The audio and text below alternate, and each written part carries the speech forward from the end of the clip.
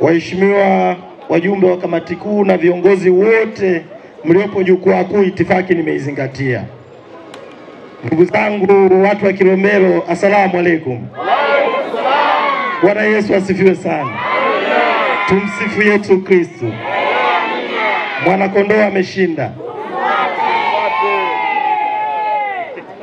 Anayezungumza kwa sasa anaitwa Deogratias Cosmas Mahinyira.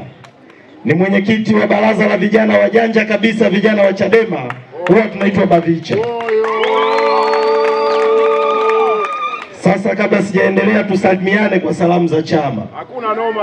Watu wa Kilombero, watu wa Ifakara, nikiwauliza ngumi ziko wapi tusalimiane, naomba mseme hizi hapa. Ngumi ziko wapi tusalimiane? Ngumi ziko wapi tusalimiane? Kule nyuma mbona mmenyamaza? Ngumi ziko wapi tusalimiane? Peoples! Peoples! Sawa, sasa sisi kama vijana tukisimama ni lazima tusafishe njia na isafishike haswa. Ndio aliyebeba ujumbe wa chama chetu ni makamu mwenyekiti wa chama chetu, atakuja kuzungumza na ninyi watu wa Kilombero. Lakini kabla hajaja, ni lazima na sisi vijana tupate nafasi ya kuzungumza mambo kwa lugha za vijana. Uongo ukweli? Nasema hivyo kwa sababu kwa mujibu wa sensa ya mwaka 2022 inasema Watanzania wako milioni 63. Lakini katika hao Watanzania milioni 63, Watanzania wenye miaka kati ya 15 mpaka miaka 25 wako milioni 21. Watanzania wenye mwaka 0 mpaka mwaka 15 wako milioni 26.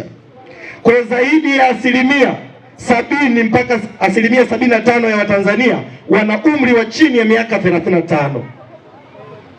Nyewe watu wa Kilombero, kwa mujibu wa sensa ya mwaka 2022, nyewe mpo kama watu 600,000 hivi na 17,000. Na karibu watu 400,000 wana umri chini ya miaka 35 kati ya watu 600,000 wote mnaoishi Kilombero. Kwa hiyo vijana wa Kilombero na vijana wa Tanzania, tukiamua lolote, kesho asubuhi linatokea kwenye taifa hili. Kwa sababu sisi ndio idadi kubwa ya watu wengi kuanzia ngazi zote kwenye taifa hili. Kwenye kila watu 10 walioko Kilombero, watu 7 ni vijana wenye chini ya umri wa miaka 35. Katika watu 10 kwenye eneo lolote Tanzania nzima, watu 7 wana umri wa chini ya miaka 35. Kwa kama kuna shida yoyote tunailalamikia eneo lolote, maana yake waliokubali shida hiyo kuwepo ni vijana. Ndiyo maana nimesimama hapa na nimekuja kuzungumza na vijana wenzangu kwamba Mwalimu Nyerere alisema taifa linahitaji vijana jeuri, vijana waasi dhidi ya mifumo kandamizi. Kwenye watu wa Kilombero na vijana wa Kilombero, kama mna jambo lolote mnalichukia, kama mnalalamika kwa wazazi wenu na ndugu zenu kufukuzwa kwenye hifadhi, maana yake vijana mkikataa hakuna atakayeondoka. Na ndugu zangu, ni lazima muelewe, ukisikia kitu kinaitwa hifadhi, maana yake ni kwa manufaa ya nani? Hifadhi maana yake inapaswa kuwa na manufaa kwa raia. Hifadhi yoyote ambayo raia wanailalamikia haipaswi kuwepo. Unamhifadhia nani? Unamhifadhia nani? Tembo.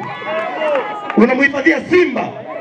Kwa mpango wowote unaohusiana na hifadhi, kabla hujautekeleza ni lazima uwasiliane na raia na hao binadamu wakuelewe kwanza. Wasipokuelewa kuna maana yoyote ya kuwepo na kitu kinachoitwa hifadhi.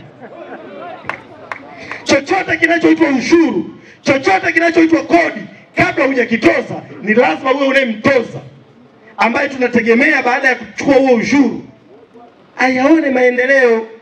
Asipokuelewa, maana yake huna haja ya kumtoza chochote, kwa sababu ni uhuni tu kama uhuni mwingine.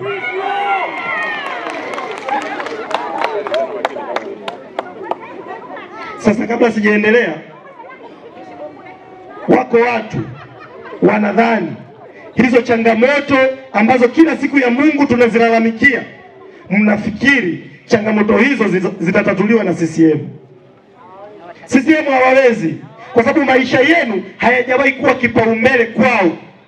Ndiyo maana kila siku ya Mungu wanahangaika na yeyote wanayedhani atawaamsha Watanzania waliolala wasiamke.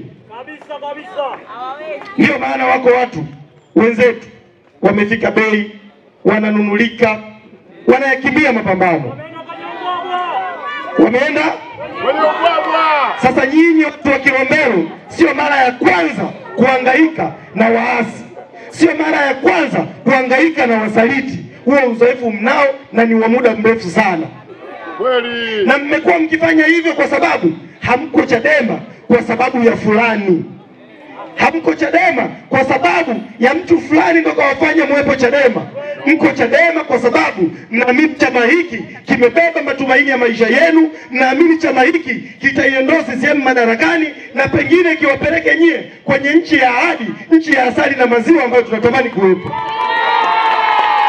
Ndiyo na maana mimi kokote ninakokwenda na washauri wanachadema na Watanzania wenye mapenzi mema kwamba tusiwe na muda wa kupoteza wa kuwajadili watu waliokimbia chama chetu, watu waliokubali kuuzwa, watu walioamua kufika bei. Hatuna muda wa kupoteza. Yeyote aliyekimbia mapambano haya, tunachopaswa kukifanya ni kuutumia utamaduni wa Waafrika kudili nao. Kokote Afrika mimba ikitoka huwa hatuweki msiba.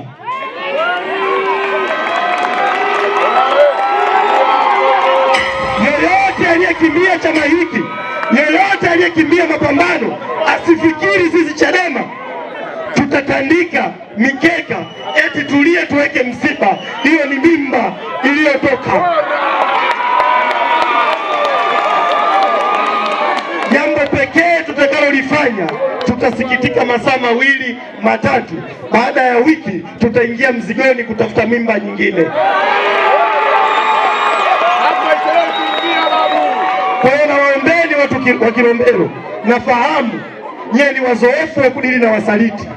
Achaneni na hii mijadala ya watu walioamua kufika bei, na najua nyinyi mnajua namna ya kushughulika na hao watu. Siku wakija hapa mnajua cha kuwafanya, mimi siwezi kuwafundisha. Mheshimiwa Makamu Mwenyekiti, hii wilaya ya Kilombero mimi ni mwenyeji. Nimeshafika hapa Kilombero na kilichonileta hapa Kilombero ni matatizo ya uchaguzi. Pamoja na kwamba naifahamu Kilombero kwa sababu ni eneo ambalo anatoka kaka yangu wa kitaaluma na ndugu zangu wengine, dada zangu ikiwemo wakina Emiliana Kibatala. Mimi kitaaluma ni wakili wa mahakama kuu na mahakama zilizo chini yake. Kwa mara ya kwanza nimefika Kilombero ni kutokana na kesi za uchaguzi wa mwaka 2024, mwaka jana. Nimemwona hapa mzee wangu na kaka yangu Shayo. Kuna kata hapo inaitwa Mwaya hapo, Mangula Mwaya, si ndio? Mimi nilikwenda pale kufanya kesi ya uchaguzi. Wako wanachadema 19 walikuwa wamekamatwa kwa sababu tu ya kesi ya uongo, kesi za kihuni ambazo CCM na serikali yao kwa kushirikiana na wakurugenzi na hawa mapolisi wamekuwa wanawasingizia Chadema.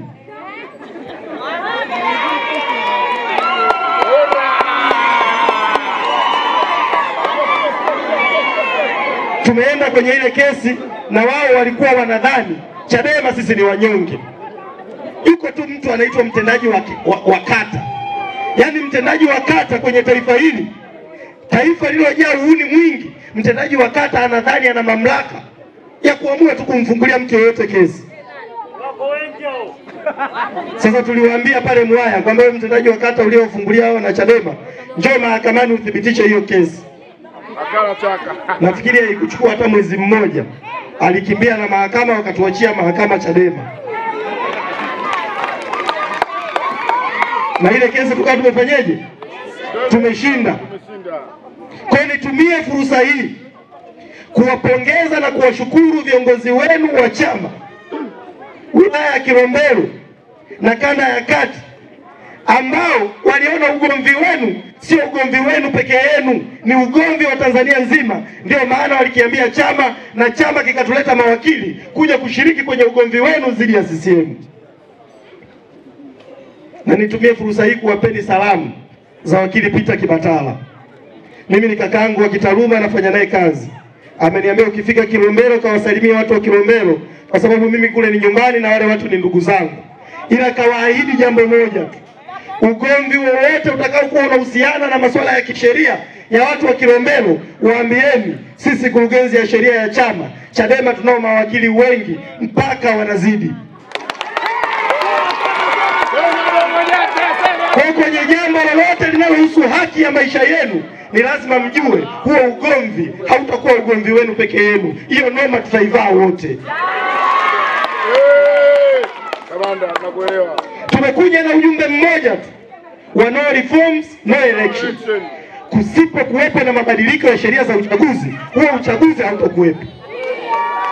Sasa CCM ni waongo na hawana aibu. Unajua bora uwe muongo una aibu. CCM ni maongo na hayana aibu. Wanasema eti wamefanya mabadiliko ya sheria za uchaguzi mwaka jana. Ni kweli mwaka jana wametunga sheria inaitwa sheria ya Tume Huru ya Taifa ya Uchaguzi. Kuna kama anasema wamebadilisha jina. Ni kweli wamebadilisha jina, kwa sababu sheria hiyo ni mpya, ila hakuna chochote cha maana imebadilisha. Inaitwa sheria ya Tume Huru ya Uchaguzi, wakati bado anayechagua mwenyekiti wa tume na viongozi wote wa tume ni rais, na ndio mwenyekiti wa Chama cha Mapinduzi, na ndio mgombea tena wa urais kwa mfano mwaka huu.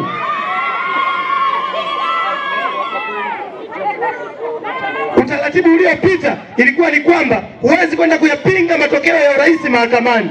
Wamebadilisha sheria mpaka leo bado matokeo ya urais huwezi kwenda kuyapinga. Wamebadilisha nini? Mzee Warioba kwenye katiba yake pendekezwa alisema kuwepo kuna kitu kinaitwa right to recall. Wananchi mwe mna haki mkimchagua mbunge, mkiamua kuna siku kumuondoa hata kama miaka 5 haijafika. Mzee Warioba alisema mtu huyo aondolewe.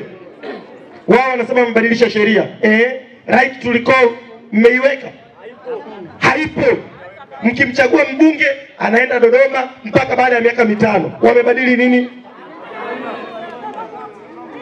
Tulikuwa tunalalamikia mawakala na fomu. Wamebadilisha sheria ya uchaguzi. Tena sasa hivi wameweka kitu kibaya zaidi. Wamesema fomu za mawakala atazitoa mkurugenzi na atazitoa kama zitatosha. Zamani mawakala tulikuwa tunaenda vituoni. Wakala unaenda vituoni unachukua fomu yako unaenda nayo. Lakini sasa hivi wamesema wakala hatutakupa fomu, atakayepeleka ni mkurugenzi. Sasa hivi wanasema eti hakuna mgombea atakayepita bila kupingwa. Tumebadilisha kwa sababu hata kama utakuwa peke yako watu wataenda kukupigia kura. Waongo. Kuna mtu kauliza swali zuri mamangu, wakala nani? Huyo atakayehesabu kura za hapana ni nani? Waongo wanasema sasa hivi mkurugenzi hata simamia uchaguzi. Yamebadilisha sheria haya CCM maongo na yana dhambi. Sasa hivi sheria inasema kweli sio mkurugenzi atasimamia, lakini wanasema msimamizi wa uchaguzi kwenye jimbo atakuwa ni afisa mwandamizi wa serikali.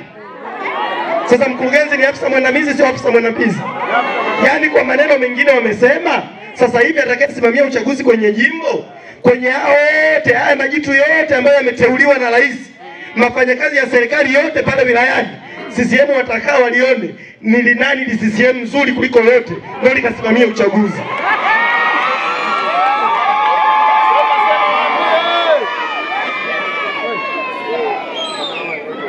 Hakuna chochote walichokibadilisha kwenye sheria za uchaguzi zaidi ya uongo na hadaa, na wanadhani nyinyi wa Tanzania ni waongo.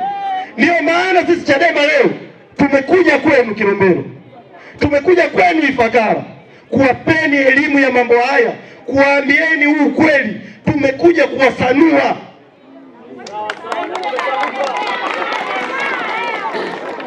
Leo sisi vijana tunayo serikali ambayo haijui vijana milioni 20 kwenye taifa hili wanafanya kazi gani. Haijui. Juzi wamezindua ilani yao, wanasema serikali ya CCM juzi tu, wiki iliyopita kule Dodoma, wamezindua ilani yao, wanasema eti serikali ya CCM itatoa ajira kwenye kipindi cha miaka 2025 mpaka miaka 2030, watatoa ajira milioni 8. Sasa kabla mjatuahidi kwamba mtatoa ajira milioni 8 kwa vijana, tuambieni mwaka 2020 mpaka 2025 mlitoa ajira ngapi? Wanatuona hatuna akili.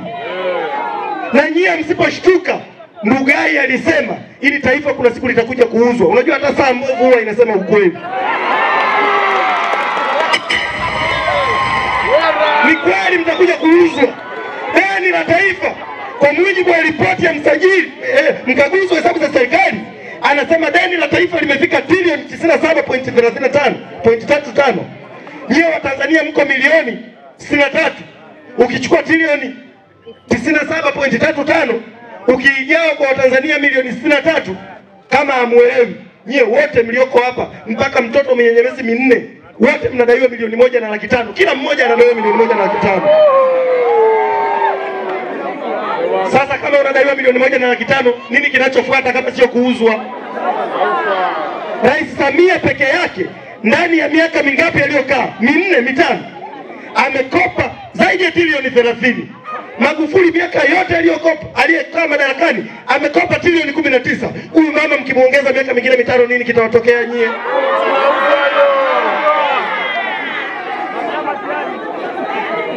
Na yeyote aliyeamua kusimama kufanya mambo haya, mapambano haya tuliyoamua kuyafanya ni mapambano ambayo pengine yanaweza kutugharimu hata uhai, yanaweza kutugharimu hata maisha. Hivi nyinyi mnadhani kwa mfano makamu mwenyekiti wa chama chetu huyu akiamua kuachana na haya mapambano ya Chadema, mnafikiri atalala njaa? Sasa unakutana na mtu yuko Kilombero Ifakara, amevaa ndala nyingine nyekundu, nyingine ya njano, anajiita mwanachama wa Chama cha Mapinduzi. Wagalatia 3:1 inasema, kuna swali limeulizwa, Wagalatia 3:1, enyi Wagalatia msio na akili, ni nani aliyewaroga? Mimi nikikutana na mtu yuko Ifakara, mtu yuko Kilombero, anashangilia Chama cha Mapinduzi, natamani mumuulize, ewe mwana Kilombero usiye na akili, ni nani aliyekuroga mpaka ukashangilia CCM? Mheshimiwa makamu mwenyekiti, kila siku unazungumza kuhusu bandari ya Dar es Salaam kuuzwa, wakati wanakuja kutuambia kwamba bandari ile wapewe au Waarabu walituambia kwamba itatengeneza ajira 70,000. Sasa mpaka sasa hivi tuambieni CCM na serikali yenu, mmetengeneza ajira ngapi? Zaidi hata ajira zilizokuwepo pale, wako vijana wengi wamefukuzwa kazi bandarini. Hiyo ni nini? Mambo haya ya uchaguzi, changamoto zote tunazozilalamikia, msingi wake ni kwamba wananchi hamna nguvu ya kuamua nani awe kiongozi wenu. Na wako Watanzania huwa hawaamini mpaka waone. Wako binadamu huwa wana sifa za mnyama anaitwa kenge. Unajua kenge huwa haamini mpaka aone damu. Akiwa pale hata kama unampiga na mawe hakimbii. Yaani mpaka umgonge kichwani damu itoke ndo anasema hivi kumbe nakufa. Sasa kwa ambao hawaamini, sisi wengine ni ushuhuda. Mimi mwaka 2020 niligombea udiwani. Misa ya kwanza tu nilishashinda 2020. Lakini CCM kwa sababu wanalaana walikuja kunipora udiwani 2020 pale Berege Dodoma. Walikuja na mapolisi hawa. Polisi wamekuja kunipiga mabomu kupora udiwani. Polisi walipiga mabomu mpaka mbwa walihama kijiji.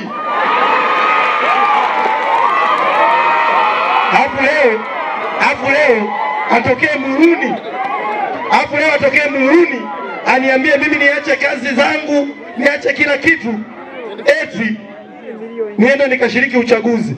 Mimi fala. Haiwezekani. Wamenipiga na mabomu, wamenizulumu udiwani, wameenda kunifungulia kesi ya uhujumu uchumi. Eti nimehujumu uchumi mali ya serikali milioni 29. Kipindi hicho nilikuwa sijawahi kumiliki hata Laki2 ya kwangu binafsi, nilikuwa nimetoka chuo.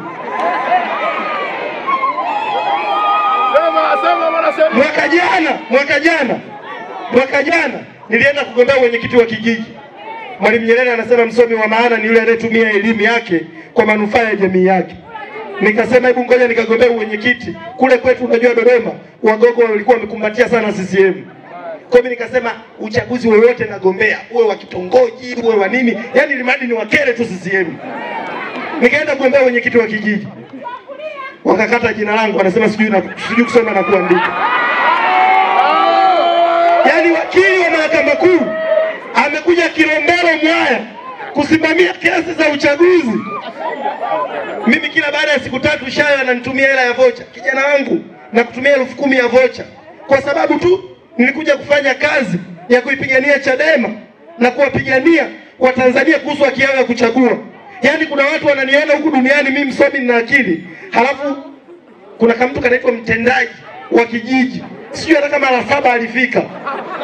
Anasema mimi sijui kusoma na kuandika. Halafu mgombea wa CCM anayegombea mwenyekiti wa kijiji pale kijijini, ukiuliza mtu huyu aliwahi kufika darasa la 4, huwezi kumpata shahidi wa kuambia alifika darasa la 4. Yeye alimpitisha. Mambo haya ni mifano ya kwamba, kwa kumalizia, mambo haya ni mifano ya kwamba uchaguzi kwenye taifa hili umeshindikana na haupo tena. Kwa hiyo nawaombeni watu wa Kilombero, watu wa Ifakara, msimamo wetu sisi kama vijana wa Chadema kwamba mwaka huu kama noma wacha ikawe noma. Hatukubali uchaguzi uwe ni mtambo wa kuua vijana, uwe ni mtambo wa kuwapeleka vijana magerezani, uwe ni mtambo wa kugombanisha na hao maskini wenzetu polisi. Hatuko tayari jambo hilo litokee. Polisi ni maskini wenzetu. Kwani tunaomana nao chumvi hao mtaani?